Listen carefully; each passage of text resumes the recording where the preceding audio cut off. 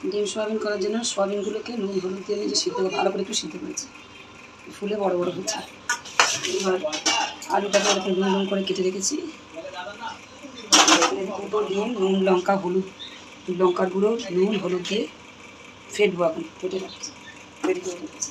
আর এখানে আদা পেঁয়াজ রসুন জিরে কাশ্মীরি লঙ্কা আর টমেটো এগুলো সব পেস্ট করে রেখেছি। খাবো ভালো করে।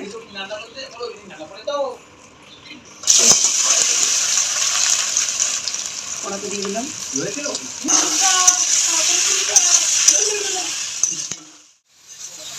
ডিমগুলো দিয়েছি তো, ডিম দিয়েছি যাতে কাঁচা গন্ধ না থাকে, ভালো করে দেখে তুলবো। এবার ভাজার সোয়াবিনগুলোকে আমি তুলে তুলছি। ডিম আমি আমার সোয়াবিন যতটুকু সেই হিসাবে আমি পরিমাণ মতো দিয়েছি। আপনাদের ইচ্ছা হলে আপনারা বেশিও দিতে পারেন, সেটা আপনাদের ব্যাপার।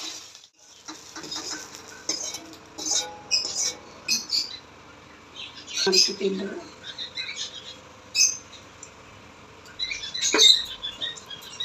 একটা শুকনো লঙ্কা, একটা তেজপাতা, খানিকটা গোটা জিরে, এটা ফোড়ন দেবো। আলুগুলোকে ছেড়ে দিলাম, দিয়ে ছেড়ে দিয়ে নুন দেবো, পরিমাণ মতো নুন দেবো।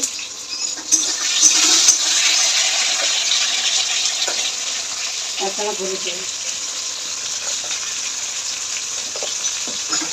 এবার আলুটা ভালো লাল করে একটু ভাজবো। আলু লাল করে ভাজা হয়ে গেছে। এবার আমার যে পেস্ট করে রাখা মশলাটা পুরোটা দিয়ে দেবো। এটার মধ্যে একটু মশলাটা বেশি দিলে ভালো লাগে।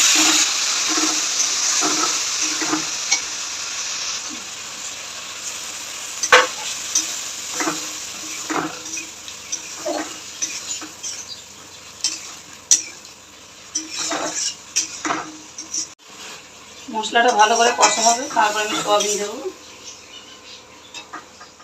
এক চামচ চিনি দেবো।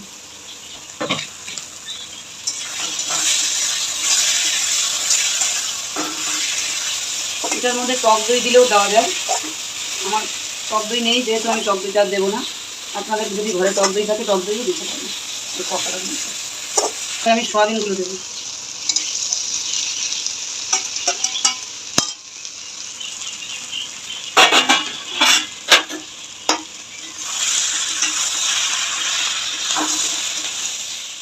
রান্নাটা একটু তেল আর মশলাটা বেশি দিতে হয়, আর ঝাল যে যেরকম খান সেই পরিমাণ মতো দিতে পারেন।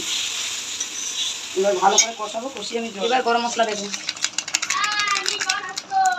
সানরাইজের গরম মশলা।